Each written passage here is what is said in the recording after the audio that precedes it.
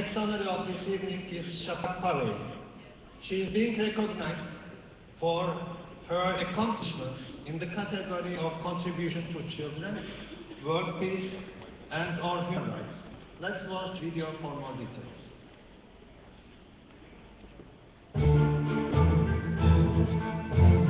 Safak Pavey, contribution to children, world peace, and/or human rights.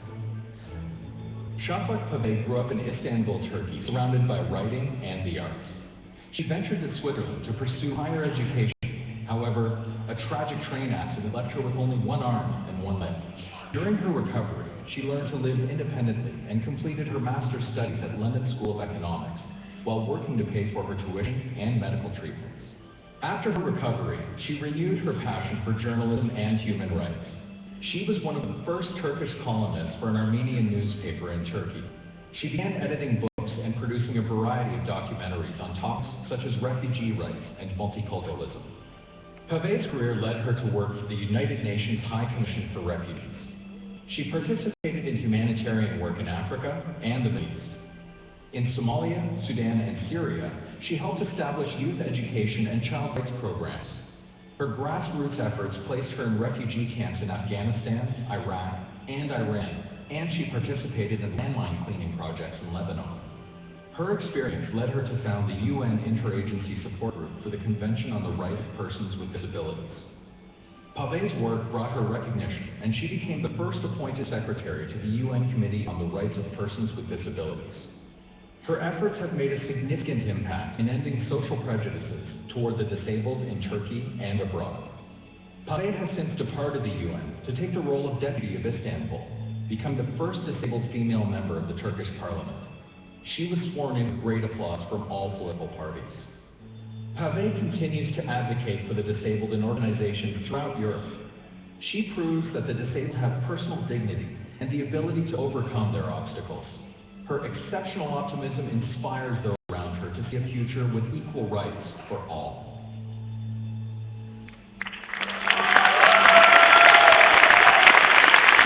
To present the trophy, we welcome on stage Madame Kulu Buraka, Chief Commercial Officer of the Embassy of Turkey.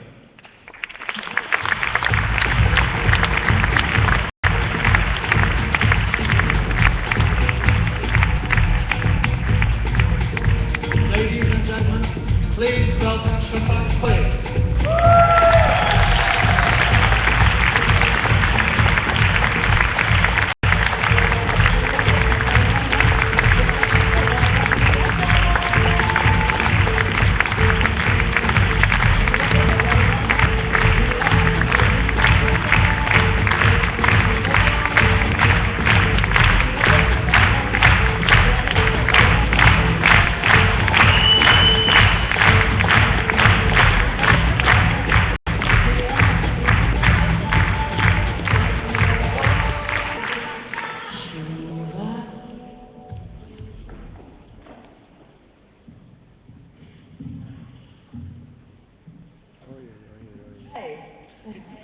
I do not have a flag with me. However, our country has contributed, as you well established at the beginning of the ceremony, the great handsome presenter Ismail here to the whole event. So I don't think after him we need any flags. Hi everyone, once again. I'll try to tell it's great to be branded as a young person, and I will actually use this award from time to time every 5 years, just show around. To prove that I am young, I will remain ever young. But I would like to share with you tonight my acquaintance with another young person. I had just started on my new humanitarian mission in Iran some years back, when I was called by the guards of our Tehran-based office to meet a couple of Afghan refugees. When I went downstairs to the medical unit, I saw a young woman looking at me, terrified, her eyes filled with pain. In her tradition, her male relatives spoke for her. This is how I met Sare. By then, I did not know she would be a turning point in my life.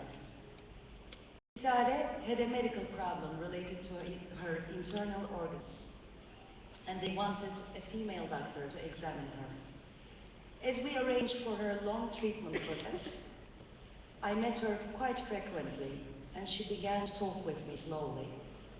Her story came out in bits and pieces, and I tried to put them together. She was born without limbs and was married off to an elderly man as his third wife when she was only 13 years old. She was the same age as me when we met, though she had grown hundreds of years older by being a child bride of the hard geography she lived in. Being locked up in a dark room for many years, where she was used only as a sex object. This was perceived as the right thing to do in the environment she was born into. Her disability meant, or her being a woman meant, she did not have any value as a human being, having feelings of despair. Despite all, she had survived, escaped from conflicts in her own country with her family, became a refugee in Iran, resisted the destiny imposed on her, believed in the existing of another, more hopeful future for her. Her silence and forbearance were the keys to her survival. I got attached to her with great admiration. We overcome many difficulties together. Now, Sitare is back in her homeland, where peace, social freedoms, and human rights are on a cutting edge in a fragile state.